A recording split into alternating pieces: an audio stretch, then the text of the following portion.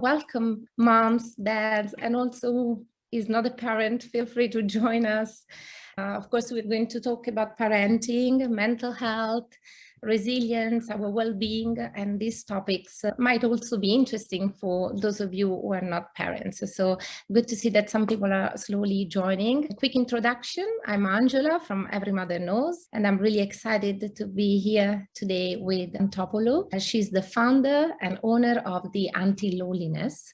Anti-Loneliness, it's an organization based in Leiden, right, Vasya? Yes. Is that correct? Yes, based in Leiden, but also with another office in The Hague.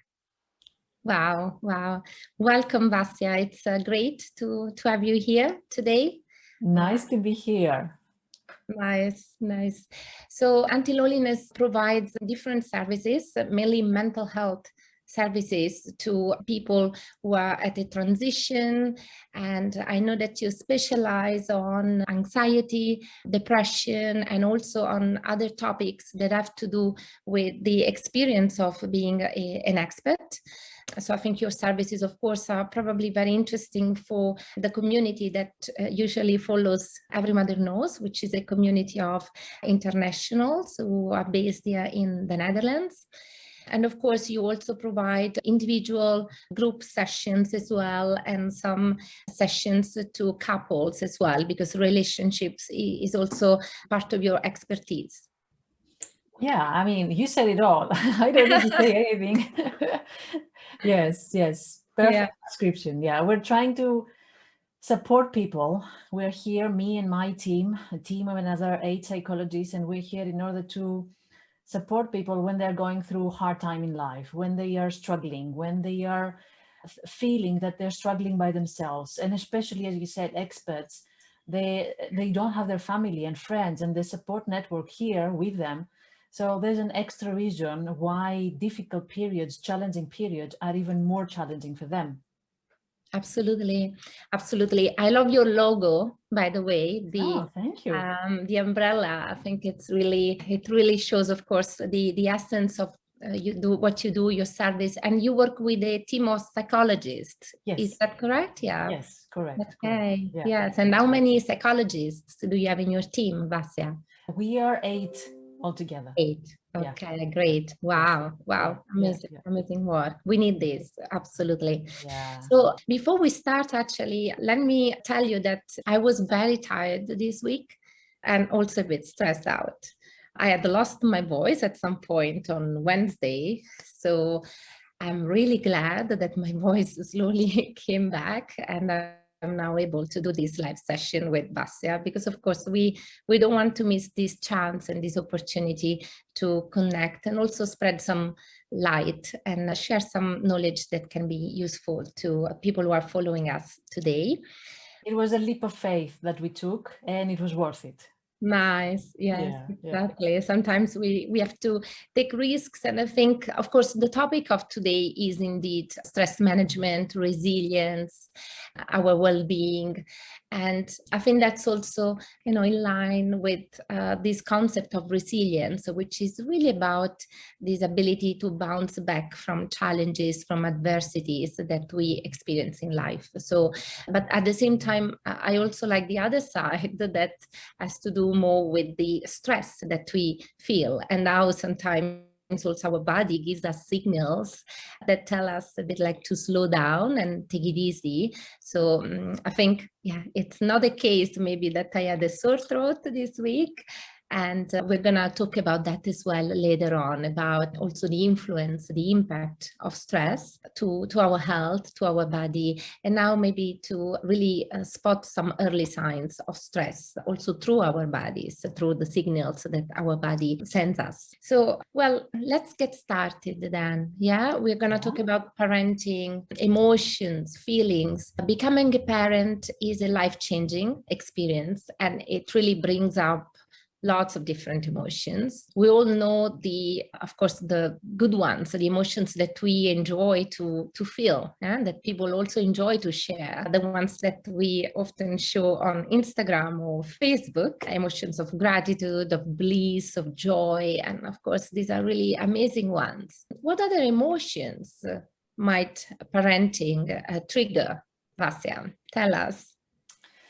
Well, you said it correctly that there are a lot of positive emotions and feelings surrounding parenting, and especially the joy that we feel, a very unique sense of joy. And at the same time, the pride that we feel that we are helping another person, another human being grow, and they're taking the good elements of our, both the parents, and they're growing, and then maybe we have the hope that they will change the world one day and they will become citizens of this world that will contribute in a unique way. But at the same time, there are also other emotions that they come in the package of being a parent. And one of them is the fear that we feel because of this huge responsibility. For the next at least 18 years, we are responsible for another human being. We cannot stop being responsible and do something else. We have to be there for many, many years. And that's really scary. It means that we need to get out of ourself and include somebody else in our being. That's really scary. And together with the fear, guilt goes along. When parents, they make a mistake because of all this responsibility that they bear, it's not that they take it lightly. They ruminate over their mistakes. They beat themselves up. And there's a lot of guilt surrounding parents. There's a lot of guilt because they have this feeling that they have to be perfect. Since I'm a parent, since I'm responsible, I need to be perfect. What if I traumatize my child? What if people find out about this terrible mistake? They're also comparing themselves with other parents. So there's a lot of stress, fear, and guilt in being a parent. It's not an easy job. No, absolutely. It's not. Yeah. And that's why I remember a few years ago, I wrote a blog article which talk about the good enough parent, not the perfect parent, but the good enough, lowering our expectations and reminding ourselves that we are human beings and we're not gods, that we are going to avoid mistakes. It's actually the purpose here, to remind that we are human beings and we make mistakes, and our kids learn also from our mistakes. Kids that they have perfect parents, or parents that they struggle for perfection, they are kids that they will also try to imitate them, to be perfect. They will also be kids that they will have the same stress as they grow up. So being a good enough parent has benefit not only for the mental health of the parent, herself or himself, but also for the kids. Absolutely. So really, of course, abandoning a bit this concept of being perfect all the time would eventually benefit not only ourselves, but our children as well. You said it all as well, Vats, at the beginning. There is a lot at stake, because before we have children, we are just responsible eventually for our own lives. And then when children come, we feel like that we are responsible for them. So we feel stressed sometimes, we feel overwhelmed when also things don't go the way we want them to go. And also, something very important that you also mentioned in your question, there is space out there for the socially accepted emotions, as we said in the beginning, the joy and all this happiness, being a parent and being proud about your kid. But there's no space for the other emotions, the guilt and the fear and the stress. So not so many people talk about it. They need to keep the facade. They need to show that they keep it together. So it's also very painful to see how all these parents, they struggle with the same thing, but nobody connects with each other. Nobody dares to say that, sorry, I struggled with that. Sorry, I made a mistake, or I feel bad about it. No, they don't say that. They keep showing only the fact, the idea, the image that I'm okay, I'm doing really good, I'm fine. Yes. So today it's really the time to uncover some of the challenges, some of the feelings that we feel and we don't like. And guys, if you want, just drop a message there, drop your comment, tell us which feelings, which emotions does parenting trigger, and or the feelings and emotions that you simply experience as a parent. And as Vasya said it, indeed, this is also an opportunity to normalize our mental health, our feelings, also the ones that we try to hide. So I see El-Marie writing, thanks for this talk, ladies. It's really important. And you have already touched on some excellent points. Oh, that's good to read, El-Marie. Renee also wrote a little comment. Thanks for having this important conversation. Hi, Renee. Good to see you here. So guys, tell us, and maybe, of course, tell us also when you feel certain emotions, because our emotions change very often. And so tell us which emotions you feel today as a parent, and maybe if you want to give us a little context. So for example, I feel stressed when, then we would love to read your experience as well. So Renee says there's so many emotions, where to start? Many you have already mentioned. So we have Luca who is asking us, I have a question about the good enough parent. How one determines for himself, what a good enough parent is. That's a very good question. And actually what I would say is that it's not what a good enough parent is, but is what a good enough parent feels. So it's not something that you are, but it's something that you feel. You feel that you're doing a good enough job. You're doing your best without that meaning that you are driving yourself into collapse or to a burnout, or that you're missing important elements of the relationship with your child, or that you're missing some basic, core, fundamental self-care about you. So that is the good enough. It's a mindset, actually. You feel that you're good enough. You feel that it's okay to make mistakes. You feel that you don't need to be at the same point where other parents are. It has a lot of acceptance. That's why I say you feel like a good enough parent. You accept yourself with your insecurities, with the things that you don't know, with your mistakes, but at the same time, with the knowledge that every day you are doing your best so that you're not the perfect parent, but to have a nice relationship with yourself and with your child. That's the most important thing.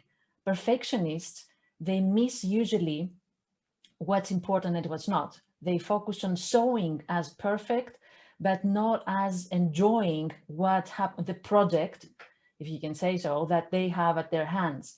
While good enough people, or imperfectionists, if we say that in another way, are people that they can understand what is important and what's not, to give the right amount of time to what is important, and to prioritize, let's say, what's happening in their life, and to give attention and give love. That's what's important.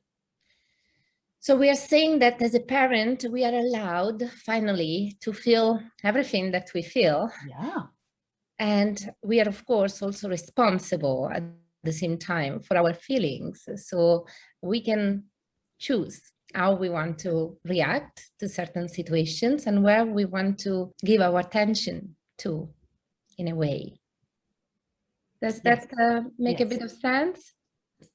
So Luca replies, so that we wrap up with this on this question. I asked that question because I have chosen to find my satisfactory points in being the father I want to be, a kind of personal benchmark. It has helped me, so it might help others too, perhaps. Yes, yes, that's really important what he says, that to find the father that I want to be. This is an information that actually stems from the inside instead from the outside. I don't want to be like other parents, but I want to be like the idea of the father or the mother that I want to be. This is something so important that Lucas is saying. It resonates a lot with our values. What are my values and how can I live up to them? I don't want to be perfect according to somebody else's standards. I want to be the father that I want to be for my children and feel really good about it. I like that. Yes, yes. So we set our own terms when it comes to parenting and to the experience that we want to have. We have also a comment from Beatrice that writes, I feel frustrated when I cannot connect with my sons. Yeah. Yeah, I think I feel that a lot as well, especially, of course, it depends also on the age of the children. Some ages come with their own challenges. Yeah. But yeah, frustration is also a very common feeling. I can completely relate to that. Yeah. Yeah. And Anna is saying that all the mothers have those negative emotions, but we are being judged when we talk about them as if it is taboo, which is really correct. It's exactly what we were saying. And sometimes judgment is not even vocalized, but it's something that you feel among the people around you. Like you see that they are more distant towards you, or you see that they avoid you, or you see that they disconnect with you. So it's not a direct judgment sometimes. It's something that you subtly feel.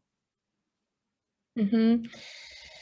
I think, of course, judgment is a very important dimension here. And sometimes, of course, people might say and think, things that we don't like, that are somehow that hurt us. But what about our own judgment? Because if we want to take back control of our experience, then, I would say, let's not somehow worry too much about what others might feel or think or say, and let's really go back to ourselves.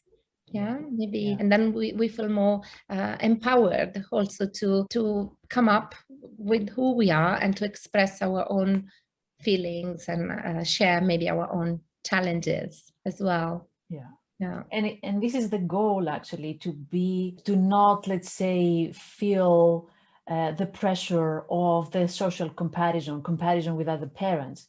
But at the same time, let's acknowledge that this is really, really hard to do. We are social beings. We are wired for connection. We want to belong. So we cannot so easily say, well, I don't care about other people say, I don't care about anybody. It's not so easy. In our mind, we say that, okay, one day I want to be independent of other people's opinion, but we know how hard it is to unwire ourselves from that, to not get, let's say, drained because of what other people might think of us, or to ruminate of other people's opinion. So I know it's hard, but 5% less, it's always better than nothing.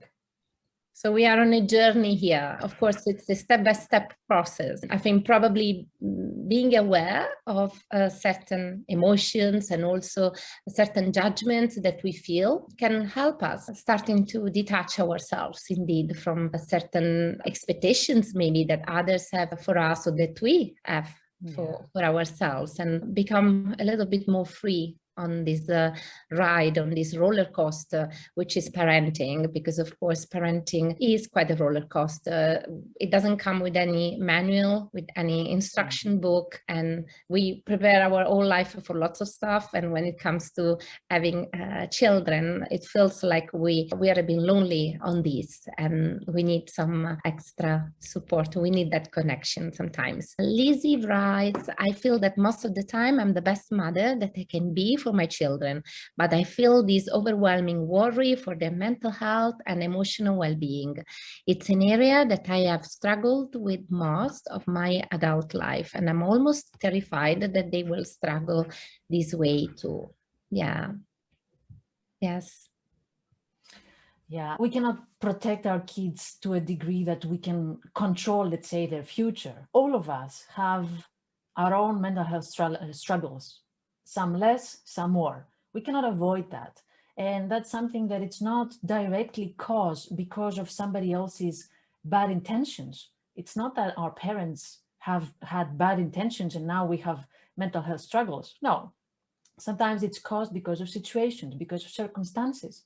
I was talking to a lady the other day, and she told me that during her childhood, she was living in a very dangerous neighborhood, and that was what caused her the stress that she's feeling nowadays. So how can you prevent that from happening? I mean, we're not always in control of the situation, or we're not always in control of what the future will bring.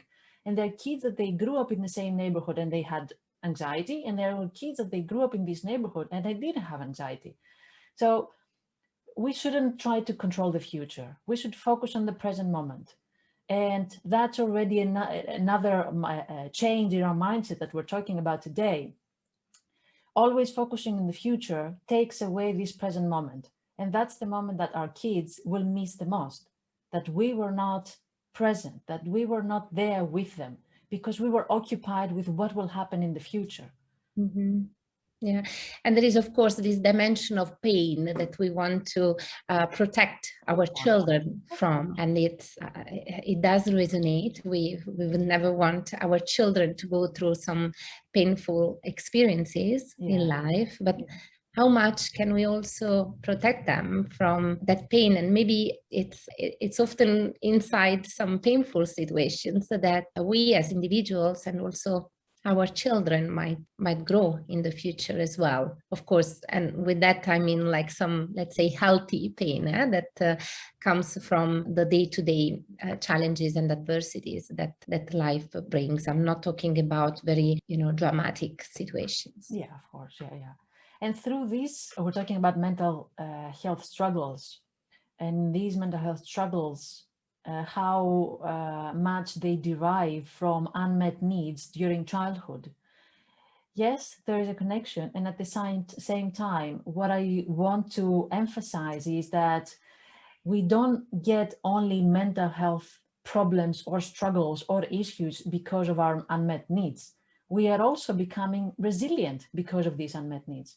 We are also focusing our energy on how to meet those needs, and then we let's say reinvent ourselves when we do that. These can become our strengths as well. So we shouldn't just put our kids in a bubble and make sure that they don't struggle at all, because the struggles are the ones that they're going to give them tools, strengths, power in their future, during adulthood. Absolutely. And resilience is a very important concept as well, which is not really the ability to never fall. No. Actually, it's the ability to bounce back, so to fall and rise up again. Yeah. And as you say, Vasya, sometimes it's only through some painful and challenging experiences that we become resilient, that we build that muscle, that mental muscle for ourselves. Yeah, of course. Yeah, absolutely. So what can we do, Vasya, when life seems very overwhelming, when we feel so overwhelmed and tired? So, as you said, when we feel overwhelmed, I take that as, let's say, an early sign or a sign that we are overwhelmed or that we are too stressed. Other early signs that we can understand that there's something happening with our mental health, with our mental well-being. It is when you are feeling that you never have enough time. Not only you don't have energy, but you don't have time to do the things that you want to do. And it seems that the things that are important for you are always last in the line. Also, when you feel that you're constantly irritated or easily irritated, and you didn't used to be like that. Or, as you mentioned in the beginning, that the connection between being sick and stress, when you feel that you get sick more often than normal, that's also a sign that maybe there's too much stress in your life. So when we realize that there's too much stress in our life, then the first thing that, of course, you have heard that we should do is take care of ourselves, practice self-care. How do we do that? Because it's very easy to say it. I personally find it so challenging to implement it in my life. Yes, absolutely, absolutely. And in order for me to explain self-care, I would like first to explain the difference between the internal factors that lead to more stress and the external factors. Okay, go for it. So what I mean with internal and external factors, what are the causes, the external causes of stress in our life? And usually these causes, these elements in our life is that the fact that we have a lot of work to do, or that we're working overtime, or that we are working more hours than we used to work, or when we have unclear expectations about what we're supposed to do, or when there's not a schedule that we share house chores with our husband, wife, or partner, or when we lack of social support. So these are the let's say some of the external factors.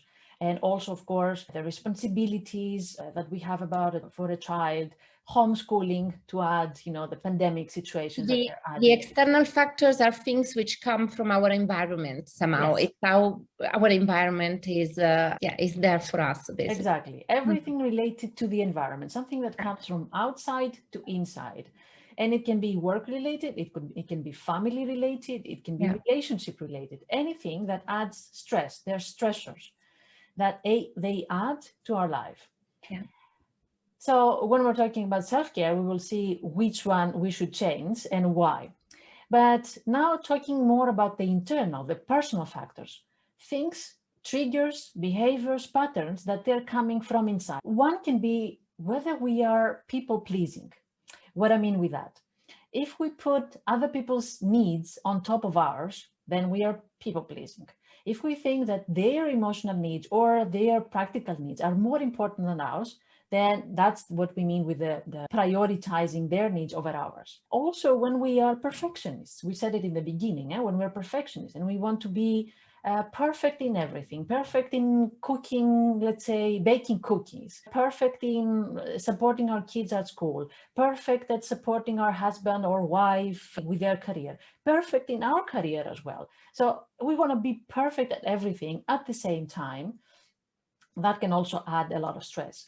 When we have very little to zero work-life balance and we focus only on one area, and then of course the guilt comes in there, and then every time we focus on work, then we're guilty about focusing there and not paying attention to our personal life. And when we focus on our personal life, we feel guilty that we're not focusing on our work. So work-life balance and guilt, lack of attention, activity, exercise for ourselves, lack of providing ourselves with the basic needs, sleep, food, water, all this stuff, that they're factors that they're related with us, how much we care, we support ourselves.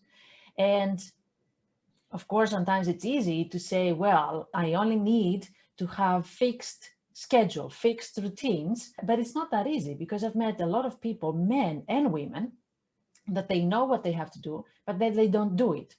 And this is where perfectionism and pleasing come in the way, because it's 12 o'clock, for example, or 1 o'clock, and we know that we need to get our lunch, but then our perfectionist in our head says, yeah, but you haven't finished. Yeah, but your boss's, let's say, report is a priority over your life. Yeah, but you should first take care of other people and then you. And then we forget our lunch. And then it's dinner time and we're like, oh, I forgot to have lunch already. So this is what I mean with, of course, we know the practical tips, but we're not going to do any of these if our mindset, if our patterns will get in the way. Mm-hmm. Does it make sense? It does, it does. So, of course, what you're saying is that I think it's good that you have also highlighted the importance of our environment, because sometimes we feel that, whatever we feel, of course, it's something that comes from us, it's within us. And sometimes we also tend to think that there is something also wrong with us. But actually, sometimes we could get out of that bubble a bit and maybe look at the environment and see what changes do we need to make in our environment? What different actions do we need to take also to feel better, to feel something different, to feel more energized? So I think it's very important what you have highlighted at the beginning, Vasse, about also really building up an environment around us that can be supportive as much as possible for our mental health. And of course, as you said it, we all know the tips for self-care. It takes a mindset shift also to be able to really integrate them in our life and to make them some sort of habits maybe as well. So it takes some practice. Of course it takes practice, and it takes us, that's why we're having that conversation today. It takes also, the first step is to realize what kind of mindset we have around our self-care, because we know that we should change, for example, the environment, as you said. But I remember that I was working with a woman, and she had her own company, and she was an entrepreneur, and she knew that she had too much on her plate, and she also knew that the only thing that she had to do is ask for help. But no, she didn't. Mm-hmm. So that was herself, her own mindset, stopping her and telling her that if you want to be a good mom, you have to do it by yourself. If you want to be, that the perfect mom, that we don't ask for help. So it takes a shift in our mindset first before we do all these things that we know that we have to do about our environment and involving other people or delegating tasks. And sometimes with this mindset shift, something that has helped me and also some of my clients has been to really kind of tell yourself, what would your best friend tell you in this very specific moment? Because our inner voice can be so critical. And exactly. We know that the friends, the people who love us, they will probably have a more encouraging and support voice and message for us. So sometimes it's good also to keep our friends in mind and really think about what our best friend would tell us with regards to a specific situation that we are experiencing, that we are feeling. And of course, maybe that lightens up the burden a bit. There are some very good questions, so I really have to go back to them right now. We have a question about, when we were talking about resilience, I think there was a question about, yes, I agree completely with not putting kids in a bubble and making them stronger by allowing them to go through experiences, but how can we support them in those situations? So now we are talking about what we as parents can do for our children in certain specific situations. In situations where the kids are struggling.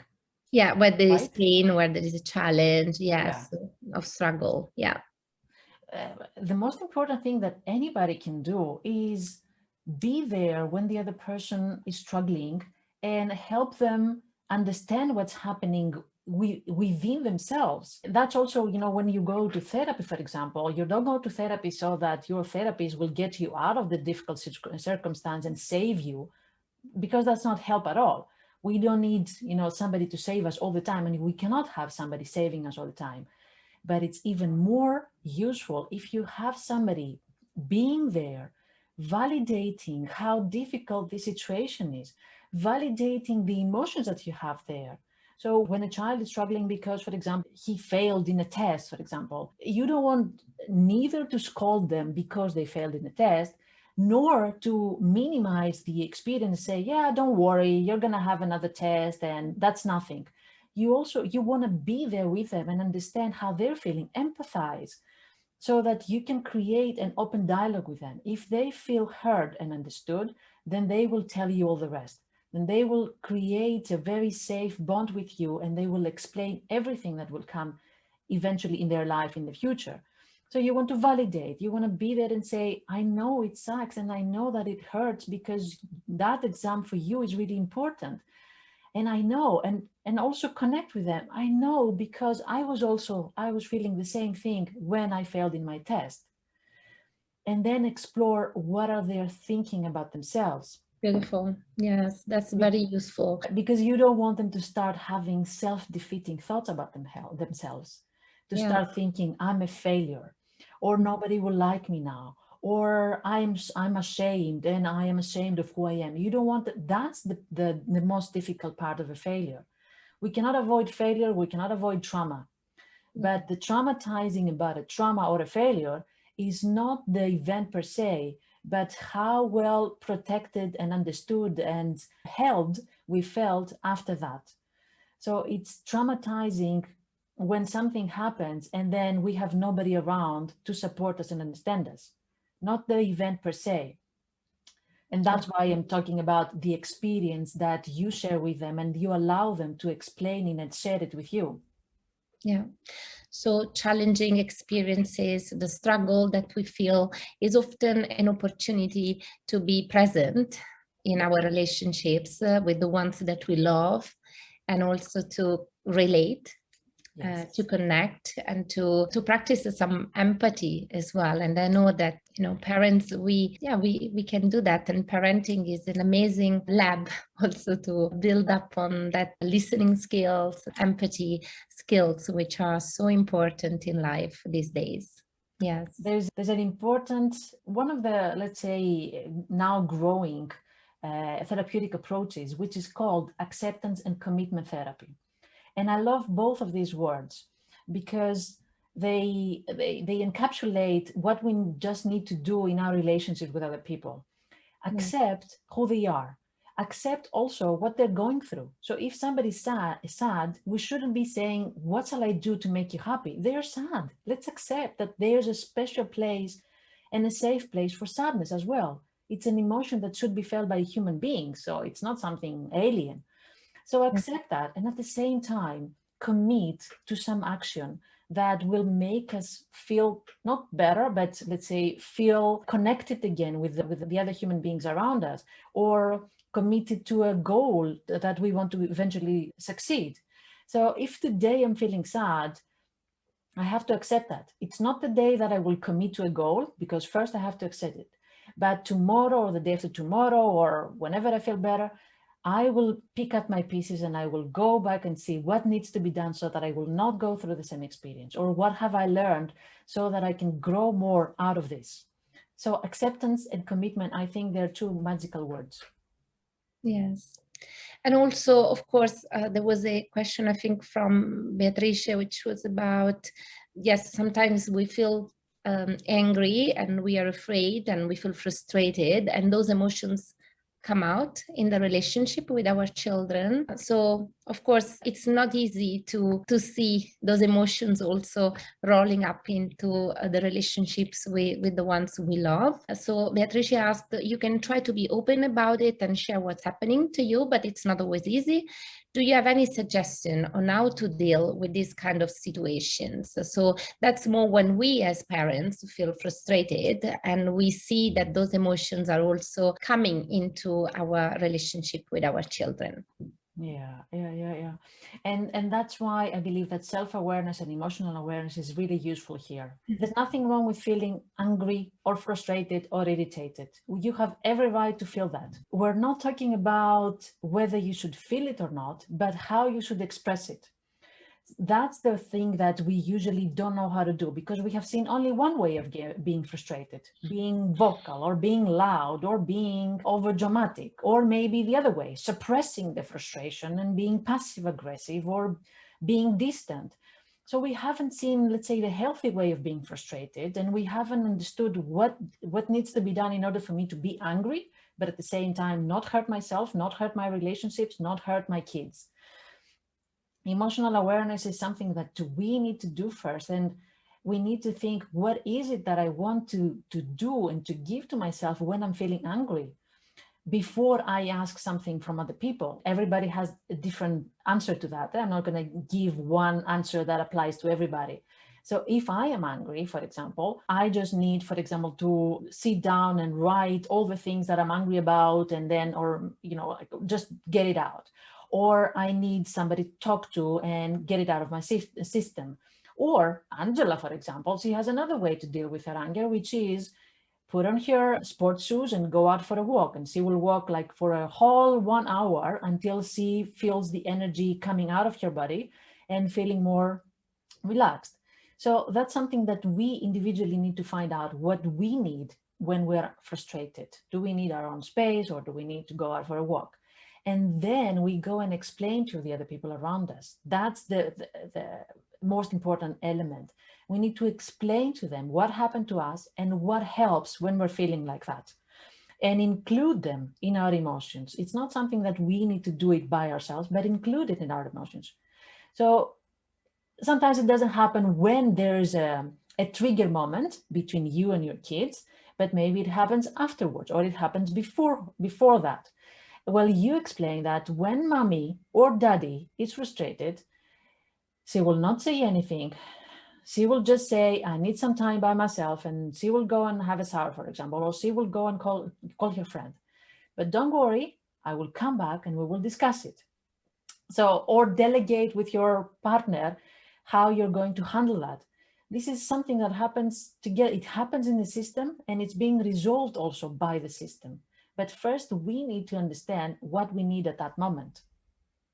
So it's very important to start talking about our feelings, share our feelings, and start expressing our needs. Of course, in ways that are also sustainable, that are also, well, let's say, suitable for our little ones to understand. But yeah, indeed, nothing wrong with sharing also the things that we dislike, that we wished were not there. It's really about kind of becoming, educate ourselves into a different way of doing things, because there's a good question here. What role does school play in supporting parents in this resilience and non-self-defeating behavior? Because of course we used to go to school, our children go to school. What is the school role here? Because we learn things at school, our children learn new things every day. We also need that emotional education. How do we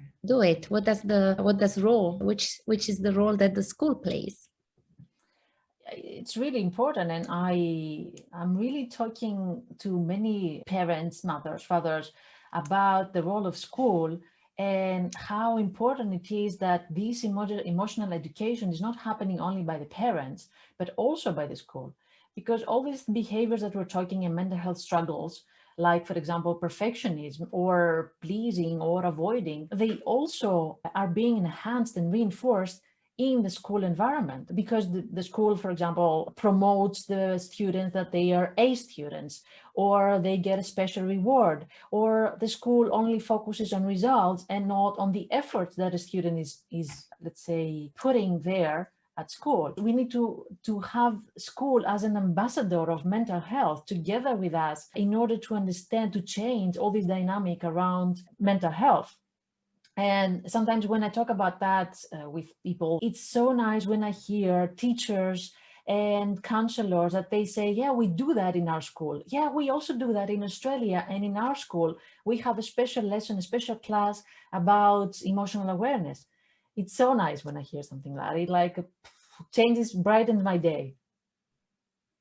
Yes, so we need that, absolutely. And there is lots of work to be done at home, in our society. And of course, school plays a very important role.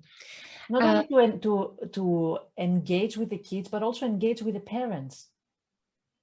Absolutely. And support them in their struggles, and know all these dynamics, the comparisons between the parents, the perfectionism, know all these dynamics and preempt them. Inform, psychoeducate the parents that this is what will happen to you. You will start comparing with each other, but this is not what we do, because if you do that, you will just end up struggling by ourselves. Yeah. We have another question, and that's more again on the parents' side. So the question is from Karen. Let's say if somebody has been a sort of superwoman, for a life, and then her whole life, and then at some point she, of course, decides to change that story and to also maybe show some vulnerabilities and, well, wear a different hat, play a different role. Sometimes the environment around her might not respond well to that change, to that shift. So how do you bring about role reversals, sharing, when other people in your life are resistant to you changing? Yeah. I think that when you said that sometimes the environment resisting, you're just underestimating it. Because I think always the environment will resist. Our brain wants stability. Our brain wants the routine. So if our brain has a specific routine, that this is what Karen does and this is what her parent does, okay, we know that, then the brain of our partner cannot understand, why is this change happening? I don't like changes. None's brain likes changes. So it's very normal that the environment will resist. The kids, the parents, the family, or maybe our boss, or maybe our colleagues, they will resist. The key here is communication. And when I say communication, is that we have to explain again and again and again to the people that matter to us and the people that they're really interested to us, and not to everybody, why we're going through these change and why these changes will benefit not only us, but the whole system and them as well. Because if we explain to our partner that, I decided that I will do less of house chores, for example, or I will focus on my career, or when I'm working, I will close the door and I will not have any distractions, for example. When we explain that, we explain why is that important? Because when I do that, then when I'm back with the kids, I'm more energized. When I'm back with the kids, I don't have this guilty feeling that I haven't worked enough. When I'm back with you as well, I feel that you respect me. I feel that you care about me, and I'm feeling more, let's say, positive towards you, and we're not nagging with each other anymore because we don't need to compete. So this will change our whole relationship. Maybe in the short term it's going to be difficult to adjust to that change, but in the long run you will see the effect, and you see me how happy I am when I'm coming back after having spent 1 hour, half an hour by myself, or talking to my friend.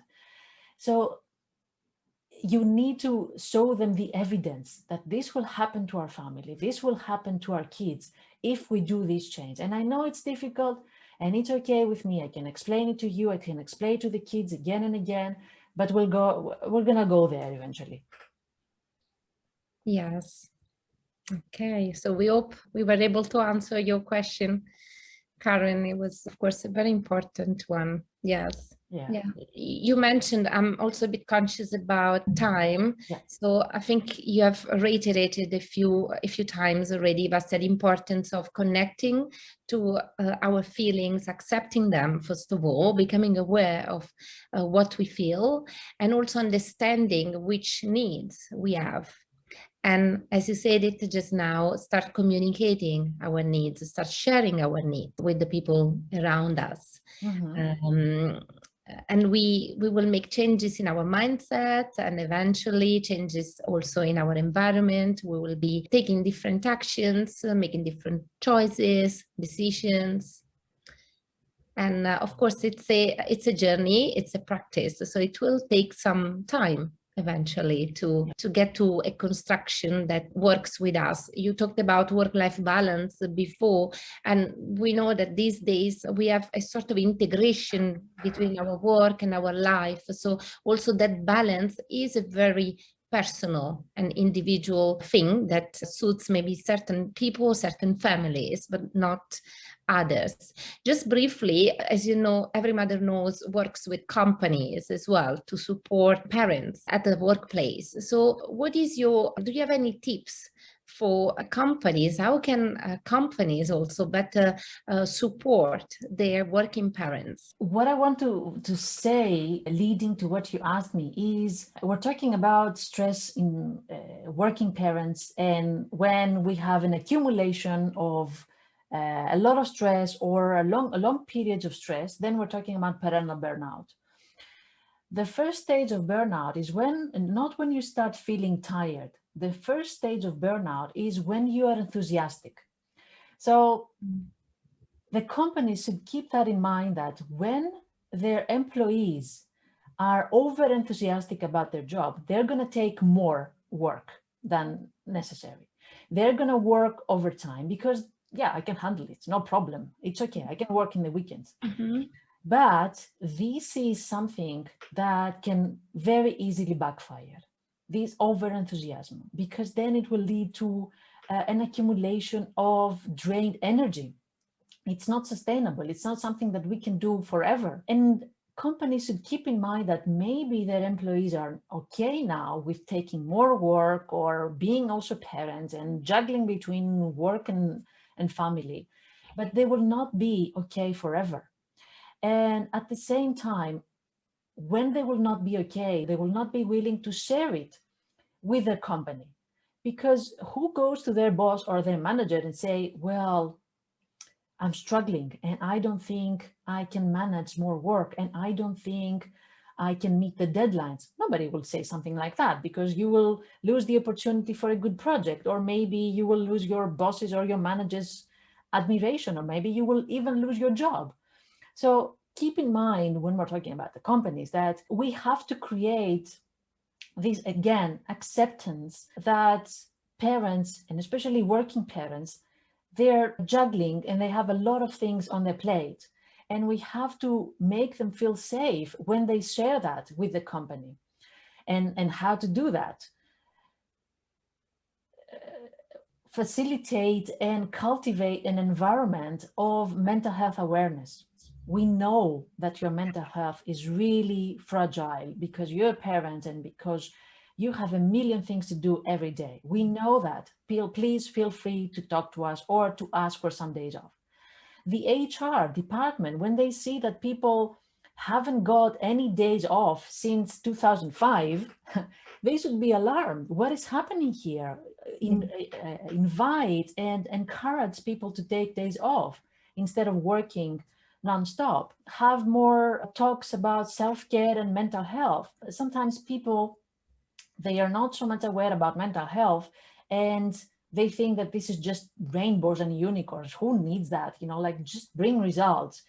But we now in 2021, and this is changing. This is not sustainable if we think that only results and mindsets focusing in performance and achievements is the only thing that matters. No, this is not sustainable. We really need to take care of our mental health. And this pandemic has actually shown to everybody that we cannot hide ourselves and our heads in the sand for a long time. Yes, I think you have said it all. This pandemic has also showed us the real priorities of these times that we are experiencing, that we are living, and the importance of accept our vulnerabilities and to provide community and support. Of course, that counts for every employee, and I would say it counts even more when it comes to working parents, because they do have a lot on their plates, a lot to juggle. And of course, it takes a village to raise a child. So eventually also companies, employers can be part of that village. And I know that with the COVID-19 pandemic, most parents have been feeling lonely, and we really missed that village around us, with schools being closed, with not being able to see our friends, our family, also to travel to our home countries. So I would really also like to take this opportunity to remind our working parents, all the parents out there, how resilient they already are, because they have survived a pretty tough 1.5 years, I have to say. So if you are watching today as well, and wherever you are, whatever progresses you have made, that's really enough, and well done really to you. Actually, I think all parents during the pandemic were heroes and are heroes. Like, this was an unexpected and inconceivable burden that was imposed on them. The fact that they had to go to work, nothing changes there, but at the same time they have to homeschool the kids. That was crazy. Yes, exactly. So I'm conscious about time. I think we need to wrap up a bit. I would love to close with a little exercise to bring more peace, more calm in our days. Well, for now in our afternoon, because it's 2 p.m. in Amsterdam. Vastia, can you guide us on a little exercise to experience that calm and peace that we all might long for these days? Well, I can share 2 exercises, and I will try to squeeze them so that we don't go beyond our time. So one that I would like to share actually with you is this image that you can see here. Well, this one. Yep. And this is called the Healthy Mind Platter. Make a note of these 7 categories. This is what our brain needs every day so that it can be healthy. Our brain needs sleep time, and we're talking about 7 to 9 hours for an adult. Our brain needs physical time so that the hormones regulate in a balanced way. Our brain also works. This is the focus time. We need to work, we need to focus. Our brain wants connecting time. We need to talk to our partner, our friends. We need to have meaningful conversations, and that's connecting time. Our brain also wants playtime. Do we have fun? Do we have a good laugh every day? Our brain wants downtime, which is time that we don't do anything. Our brain doesn't think. It's like switched off completely. And time in, it's time when we reflect, when we go to ourselves, and then we think about our feelings, our thoughts, our hopes for the future, our dreams. So what I'd like to invite you to do is write down these 7 categories and see which of these you lack during your day, or which one takes more time than usual, or takes more time than it belongs, and which one are really squeezed. And keep in mind that all these are important on a daily basis. Do we have 1 more minute for the second one? Yes, please, go ahead. Good. So what I would like to ask you to do is, if it's possible, to close your eyes and to listen to the words that I'm saying and say them in your inner voice. Say them to yourself. So you don't have to think anything by yourself. You just listen to what I say, and then you say to yourself. So, dear mom and dad, I would like to tell you that I see you here, and I feel really happy that you're here with me. And I want you to know that I like you. So you say that to yourself. I want to let you know that I like you. I also want to say that I know that you have been going through some difficult times, and you have been wrestling with things at work, things at family, and with things inside you. I understand that you have been going through a difficult time. I admire you for staying in the fight. Wow, what a fighter. And for not giving up, despite how difficult it has been. I know that it has been really tough for you. I also know that you feel that you have made mistakes. I know that you regretted about them. And I know that you beat yourself up about them. But I want to let you know that all people make mistakes. All people fail. All people have regrets. This is the nature of being human. And I also want you to know that when you beat yourself up, I hate to see you suffer like that. I hate to see you mistreat yourself. Because when I look at you, I don't see mistakes. I see you as a good person. I see you as somebody who wants to do the right things and who wants to be the right person and the good parent. I feel happy when I look at you, when I see who you really are. So don't listen to those critical voices in your head. Listen to me. You are much more than your fears and your regrets. And I want you to know that I'm here and I will be with you each step along the way. You can take a deep breath. And remember that this is the compassionate voice in our head. This is the compassionate voice that we need to cultivate even more. We have the critical voice that is there and beats us up all the time, but we also have the compassionate voice. I hope that it was helpful. It was very beautiful and supportive and nourishing. So thank you.